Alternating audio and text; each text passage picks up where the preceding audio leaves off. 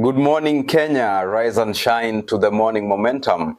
Your daily dose of a comprehensive rundown of the top stories making the headlines on the papers. It is the 20th of March, 2026, and this is a daily compendium of local and international news, human interest stories, current affairs, and expert opinion. Use the hashtag The Morning Momentum at Younib Media TV at Alphonce Albakwekwe. Let's take a look at the top stories.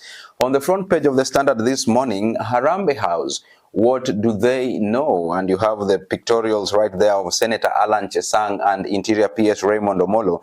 Now, as investigators piece together the 60 million shillings fraud that ensnared a Swedish businessman, fresh details draw the spotlight higher up the chain. 4 of the 7 suspects allegedly staging meetings and gaining access to Harambee House were directly linked to senior offices. Purity Njeri, Njamiu, and Geoffrey Were Odondi are said to be attached to Interior PS Raymond Omolo's office, while Jared Muniaro, Masinde, and Evans Kipkemoi Simoto are aides to Senator Alan Chesang. Whether through complicity, negligence, or ignorance, scrutiny now turns to what Dr. Omolo and Dr. Chesang knew or failed to know. That story is briefed up for you on page 4. The dodgy numbers, 4.66 billion shillings is the total contract value of the ambulances that were supposed to be supplied. 14 million shillings is the initial transfer that was paid to the supplier on January 30th, 2026, and the total amount paid is 60 million shillings. On page 2 of the Standard, the importance of Eid al-Fitr and huge blessings during Ramadan. The festival of breaking the fast signifies joy, gratitude, and reflection. Ramadan is a period of fasting, increased worship, and reading of the Quran. You'll catch up with that briefed up for you on page 2. On page 4 this morning, Harambee House. PS's office at the center of 60 million shillings fake tender scam. Now, a senior aide turned on his own accomplices when the deal began to unravel. Investigators say the fraud relied on access, impersonation, and high-level protection. Now, let's delve into that a little bit. In a stunning twist of the 60.8 billion shillings fake ambulance tender scandal, the Standard can reveal that the scam was orchestrated from the office of the Interior PS Raymond Omolo by senior officials and aides, and that the whistleblower who tipped off police is a close aide to the PS. Detectives who spoke to the Standard revealed that the same whistleblower facilitated the conman's access to the high-security 12th floor government reception office to deceive the Swedish businessman who was the target of the fraud scheme. However, when the foreign investor realized he had been conned and escalated the matter through his embassy, the official moved swiftly to cover his tracks by betraying his own accomplices. You'll catch up with that story on page 4. On page 5 this morning, Ruto's university funding model stares at collapse. Now, the ministry required 29.55 billion shillings to fully fund students under the model, but the allocation fell significantly short after an allocation of 16.92 billion shillings. That story is augmented for you on page 5. On page 6 this morning, Ruto launches SGR to Kisumu amid Landro. Railway is expected to reduce Nairobi-Kisumu highway congestion and boost trade efficiency. Disputes over group-owned land arose with Ntulele residents calling for fairness, transparency in compensation. You'll catch up with that on page 6. On page 7 this morning, court says chief rollout violated basic rights. Judge also falls award of digital contract and gives a state 90 days to table the corrective plan. The High Court says 2024 rollout left many without access to medical care. That story is beefed up for you on page 7. Also this morning, court bars EACC from probing judge in Tuju East Africa EADB 1.9 billion shillings row. Now, the Ethics and Anti-Corruption Commission has been barred from summoning or interviewing commercial court judge Wayua Mongare over alleged bribery claims. The matter relates to 1.9 billion shillings row between former CS Raphael Tuju and the East Africa Development Bank EADB. Justice Bahati Mwamuye of the High Court yesterday directed the Commission and the Director of Public Prosecution DPP not to conduct searches or seize Justice Mongare's property. The judge also ordered that the case he had in camera and that the parties appear on May 6th for further directions. That story is on page 7. On page 8 this morning, it's Ruto's Drama Festival in a new bid to censor controversial pieces. Now, the Ministry of Education moves to curtail controversial pieces, all participating schools to provide details of their learners and teachers. That is beefed up for you on page 8 this morning. On page 9, inactive phone line can't be solved before users' approval, the court rules. Justice Mugambi says a phone number is a digital identity that contains crucial data, and High Court rules telcos must first advertise dormant lines to seek owner's consent. That story is beefed up for you on page 9. Let's take a quick look at the orders. Within 6 months, the government should formulate a process or regulations to ensure persons are notified about an inactive phone number. The exercise should be done within 6 months. Failure to do so, telecommunication companies should not reassign the mobile numbers. The line can only be sold or recycled if there is documented proof that the previous subscriber cannot be traced. The government should ensure that once a person is jailed, it will communicate with mobile service providers to ensure that the numbers are preserved until the end of the sentence. Also, prisoners cannot have mobile phones or unsupervised communication behind bars. That story is on page 9. Now, on page 10, preventable deaths persist as 15 mothers and 92 newborns die daily. The postpartum hemorrhage accounts for 37% of maternal deaths, followed by eclampsia and infections. For newborns, prematurity, birth, asphyxia and sepsis remain the leading cases. That story is beefed up for you on page 10. You have the statistics right there. Daily losses, 15 mothers and 92 newborns. The estimated annual newborn deaths stands at 33,600. The national mortality rate is 21 per 1,000 live births. Also, SDG 3.2 target by 2030, and that represents 12 per 1,000. The ratio is 3:2. Now, let's take a look at the expert opinion. No holds barred tirade. On this one, President owes me and my children an apology. These are sentiments of Muchiri Karanja, and it's all about the back and forth that has been happening between the president and his former deputy, Rigathi Gachagua. Read that for yourself on page 12 of the Standard this morning. Also, you have the Pulse article inside the Standard this Friday. You'll catch up with that. Let's take a look at what's happening in the counties. Students, a local community rivalry leaves victims dead as tensions rise. Students and lecturers attacked as suspicion from both sides get lethal. Management at UON Kikuyu campus advises students to study from home. You'll catch up with that on page 16. In Naivasha, MP urges release of school funds. Gilgil MP Martha Wangari is warning that gains made in the education sector could be eroded due to failure by the national government to release capitation. She said the delay has crippled schools' operations. Wangari spoke during the disbursement of 62.5 million shillings NGCDF bursaries, including 31.32 million for secondary school students and 29.4 million for students in tertiary institutions, while learners in PWD's category will get 1.7 million shillings. Also, in Homa Bay County, teenager in tree electrocuted. Now, a 16-year-old boy was electrocuted in Miriu sub-location, Kawor location in Rachuenyo East sub-county. Clinton Okoth had reportedly climbed a tree in a church compound but did not notice an electric wire that passed between the branches. Zedekia Ochieng, the boy's uncle, said they were shocked to find the body of his nephew after that incident. All right, let's move on and take a look at business news. We start with Coop Bank raises dividend to 14.7 billion on strong profit growth. Kenya's cooperative lender has posted its strongest ever financial performance with profits nearing 30 billion shillings. Backed by rising revenues, digital expansion, the lenders' cooperative movement has emerged as the biggest winner.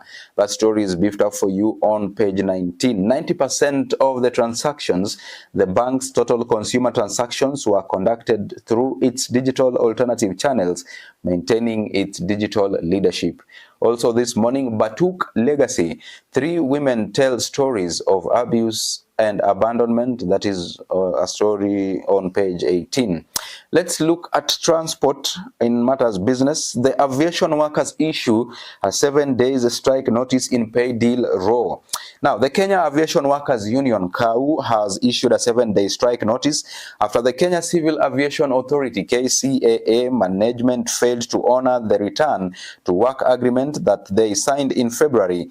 KAU Secretary General Moses Ndiema said the return to work formula guaranteed that employees in grade 4 and 5 would be unionized and KCAA would obey all court orders, something they have totally defied. You'll catch up with that on page 19.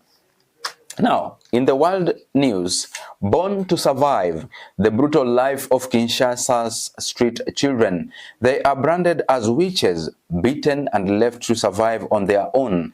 Aid groups race against time to rescue thousands of quote-unquote shags. Now, in the back of a 4x4, a nurse claimed a gash in a boy's arm, picked up from living rough on the streets of Kinshasa, the capital of one of the world's poorest countries. Several thousand street children, known locally as shags, are estimated to live in the mega city of nearly 17 million, where NGOs are trying to give them a future. That story is beefed up for you on page 21. And briefly, in Doha, Qatar, Iran causes damage to Qatar gas hub, sparks Trump warning. Qatar reported extensive damage on Thursday to the site of the world's largest liquefied natural gas (LNG) facility following Iranian strikes, sparking fears for global energy supplies and fresh threats from Donald Trump against Iran.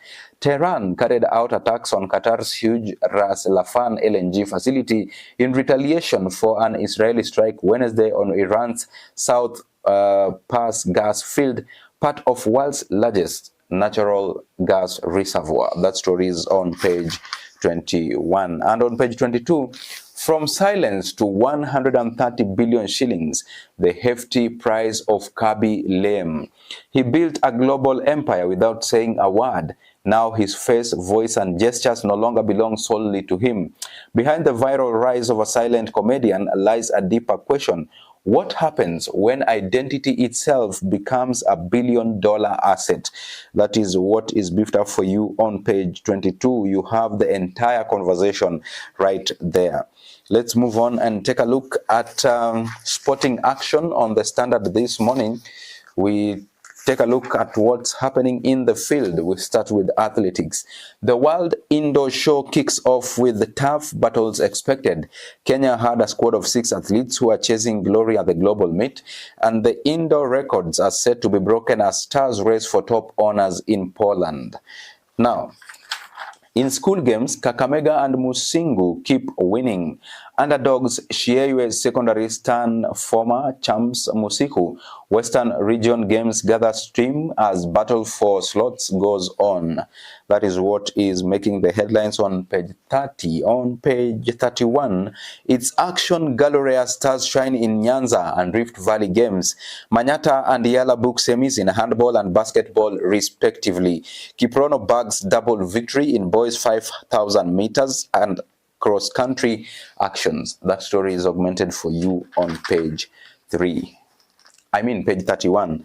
On page 32, Senegal demands quote-unquote corruption probe over AFCON decision. CAF President Mosepe says he supports the right of African countries to make appeals to CAS. Senior CAF official Senghor says the decision was quote-unquote abject and should be denounced. That story is beefed up for you on page 32. Let's take a look at what's happening on the Daily Nation. On the front page, Ruto's 500 billion shillings SGR bet. Now, here's the game changer. President Ruto has launched the extension of the Mombasa-Naivasha standard gauge railway to the Malaba border town, a major investment he acknowledges will further stretch the runaway public debt, but which he bills as economically viable to secure Kenya's place as a hub for continental trade. Now, at a glance, these are the expected benefits of the project launched yesterday by the president. Number one, reduced freight costs and higher cargo volumes. Number two, faster movement of goods and passengers. Number three, increased trade competitiveness and connect industrial corridor in Nairobi to the agricultural heartland. Number six, promote regional connectivity and integration. The SGR is 371 kilometers, which will be running from Naivasha to Malaba. The Naivasha-Kisumu section is 264 kilometers. On page 2, judge fights graft probe. High Court Judge Josephine Mongare yesterday secured court orders blocking a corruption investigation against her by the anti-graft agency. The court also barred the agency from arresting or disclosing adverse information on the judge pending determination of her petition. That story is augmented for you on page 2. Now, let's get up close and candid with the nation. High Court stops EACC from investigating judge. This is precedent setting. Court to determine whether only Judicial Service Commission can investigate the sitting judge. Now, let's delve into this a little bit. A High Court judge and the Anti-Corruption Commission are locked in a legal battle over the agency's attempt to question her in connection with alleged corruption at the Milimani Commercial and Tax Division. The dispute raises a fundamental constitutional question whether the anti-corruption agencies can directly summon and investigate a sitting judge, or whether such complaints must be handled exclusively through the Judicial Service Commission. Justice Josephine Wambua Mongare yesterday moved to court seeking to block the EACC and the Inspector General of Police and the AG from summoning or investigating her. She accuses the commission, which is her former employer, of harassment and intimidation. For your information, the judge in question is apparently or allegedly involved in the case with the former CS Tuju's property. You'll catch up with that on page 2. On page 3, over 2 million learners at risk as state staff's feeding program. Arid and semi-arid areas have experienced long periods of drought that have devastated livelihoods. A previous audit found that school attendance improves significantly on days when meals are provided. That story is beefed up for you on page 3. The figure stands at 7.8 billion shillings, which is the amount required for the school feeding program, yet the government has only allocated 3 billion. Now, let's move on and take a look at page 4. Ruto upbeat as he launches 500 billion shillings SGR extension. The railway's impact, president says the extension of the railway to Malaba will transform the economic fortunes of counties along the route. Several mechanisms to fund the project have been proposed, including floating bonds after China Exim Bank declined to finance it, citing debt and viability concerns. That story is beefed up for you on page 4 and page 5. On page 6, Ruto defends housing project as tour ends. Head of state terms Gachagwa's vow to abolish the initiative after 2027 general election as hot air. The president dismisses opposition leaders' criticism of the project he says will save agricultural land and boost food production. You'll catch up with that story on page 6. On page 7, cancer patients suffer at KNH as state focuses on Nairobi hospital dispute. In place of the broken machine, Kenyatta National Hospital has fallen back to an older cobalt machine.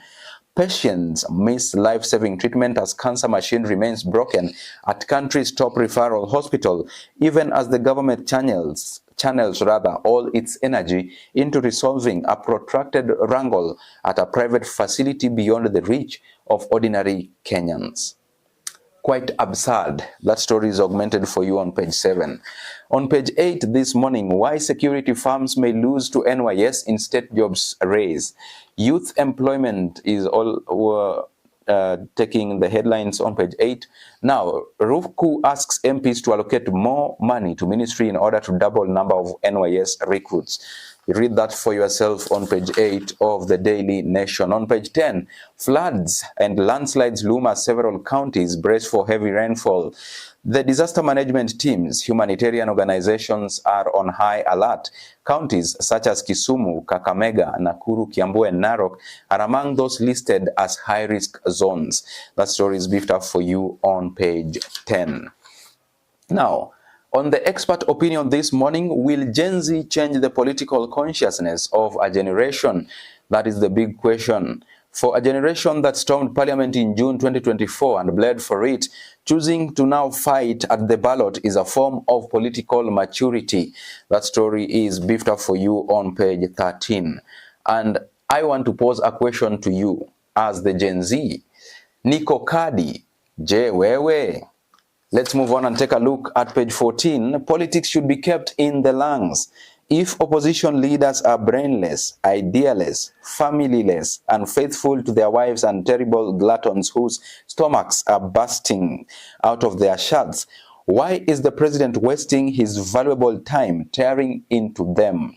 That is a quick sentiment right there by Mutuma Matthew. You'll read that for yourself on page 14. Let's move on and take a look at county news. We start with MCS 822 million shillings foreign travel bill questioned as cash crunch bites. A controller of budget report shows assemblies dominate spending as leaders push for more funds amid constraints. Counties spend 822 million shillings on foreign tips despite austerity calls and persistent service delivery challenges nationwide. That story is beefed up for you on page 18. Now, on page 19, fragile peace returns as clampdown silence guns. This is in Turkana County. The economic revival hinges on lasting peace after years of disrupted trade, displacement, and stalled development. An ongoing scrutiny, or rather security operation by an elite unit, has weakened bandit networks and fostered a fragile peace among residents. That story is beefed up for you on page 19. In Embu, MCS urged probe into 3 million payment after expiry of contract. Amani Center rallies support for new facility, unveils 2026-2030 plan that is also making up headlines on page 19. In the international scene on the Daily Nation this morning, it's all about the split. Europe rejects calls to join US war on Iran. Israel and the US have been bombing Iran since late February. That story is beefed up for you on page 20. On page 21, dry traps. South Africans say criminals exploiting water crisis. Aging infrastructure blamed for the never-ending problem. You'll read that for yourself on page 21. And lastly, big tech pursue digital enslavement policy. American tech giants, big tech with a market capital of trillions of dollars, are gradually turning into puppeteers of global scale, capable of controlling digital infrastructure, affecting public discourse, local legislation, and business environment. This is especially evident in the information space of the EU. All right. Business news, gig economy. Kenya ride-hailing sector now main income earner. Mobile money a key plank in subsector's payments ecosystem. Survey shows 53% of cab drivers identify digital taxis as their main livelihood source. That story is beefed up for you on page 22. Let's move on and take a look at the sporting action. We take a look at the 2027 AFCON. Kenya risks losing AFCON hosting rights over 3.9 billion shillings. Kenya will co-host tournament with Uganda and Tanzania. Sports PS Mwangi tells National Assembly Committee that Kenya must pay fee to CAF by March 30th. Now, on page 31, the fading power of four-time Kenyan champions Ulinzi. The KDF side has had 3 coaches in 6 months as it tries to stem the slide. What has turned one of Kenya's toughest teams that regularly provided players to the national team into a limping outfit, fighting to avoid relegation? You'll read that for yourself on page 31. And on the cover page of the Daily Nation this morning, African football struggling with trust issues. Senegal expected to appeal CAF's decision to strip it of 2025 AFCON crown. He has defended decision of CAF's appeal board to award the 2025 AFCON title to Morocco. That is augmented for you on the cover page of the Daily Nation, and with that story of the CAF's decision to strip Senegal the crown, we come to the tail end of the morning momentum this 20th day of March 2026. Happy Eid al-Fitr to all Muslim brothers. Thank you so much for staying with the morning momentum, and by extension, our heartfelt gratitude goes to all those who made this broadcast a success. The Chief Controller, Eunice Mutua. See you on Monday, same time, same place. Until then, do have a beautiful weekend.